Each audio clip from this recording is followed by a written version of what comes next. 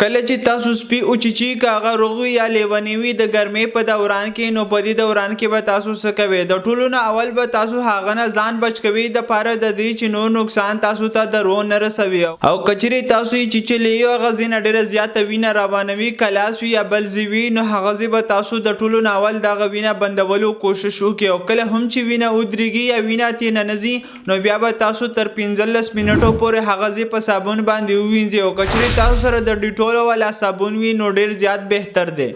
او دا غینه بعد انټي سیپټیک کریم ورته ویل شي یعنی کچري تاسو سره په کور کې د جراثیمو خلاف کریم موجوده وي نو هغه به پی تاسو ولګوي او دا غینه بعد به تاسو صفا کپڑا ته نه تاو کې یا کچري تاسو سره په کور کې بینډیج یعنی پټي وی هغه به ته نه تاو کې او دا غینه بعد به تاسو ګورنمنت هاسپټل ته لاړ شي او ډاکټر ته ووایي چې دغه شان طریقه وا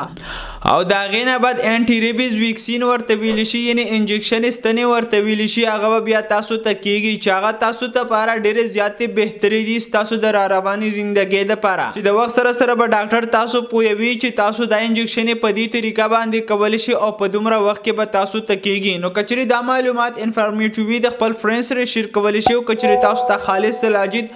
تاسو د صحت لپاره په کار وینو تاسو زموږ نه په واتس اپ نمبر باندې آرډر کولای شي شکریا الله حافظ